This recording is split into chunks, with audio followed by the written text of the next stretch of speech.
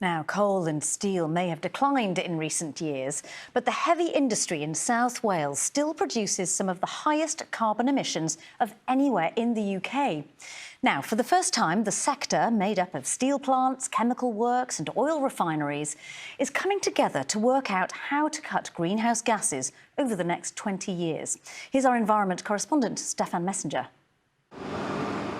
What does the future look like for heavy industry in a world where we no longer pump out the gases that cause climate change? Here at Vale's nickel refinery in Clydach, they're trying to show the way, working with scientists on an experimental project. Instead of being emitted to the air, waste carbon dioxide is sent through these tubes and used to grow algae. Microalgae is like any other plant, uses carbon dioxide through a process called photosynthesis. We're growing spirulina, which has got a blue pigment that can be used in sweets or pharmaceuticals, but any algae can produce high protein products, so these can be used in vegan supplement foods or in health food shops. Using or storing CO2 could be part of the solution, but producing much less of it will be key. Now, major industries across South Wales, including steelworks, cement and chemical firms, energy providers, ports, local councils and universities have joined forces to plan out how that could be achieved. It's an absolute massive challenge and one that nobody has done before.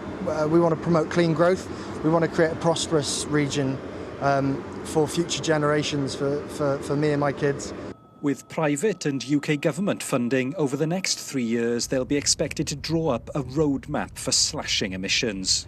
At the moment, industries across South Wales generate around 16 million tonnes worth of carbon dioxide every year. And to put that into perspective, it makes this region the second biggest emitter of climate-warming gases from industry across the whole of the UK.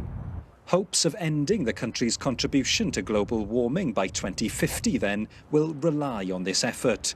But it's also about people's jobs. The companies involved have a combined workforce of over 100,000 people.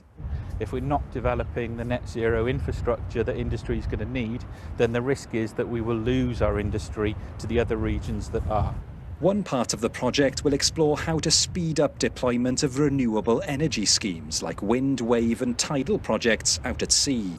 That emission-free electricity could also be used to produce hydrogen as an alternative to oil and natural gas. The firm in charge of the region's gas network is laying these yellow hydrogen-ready pipes in anticipation. It's early days and the scale of the undertaking just huge, but all involved know it has to happen, and fast. A river in Carmarthenshire that turned white after a tanker spilled thousands of litres of milk into it is now running clear. This was the River Dillais near Llanwrda in Carmarthenshire yesterday after a lorry came off the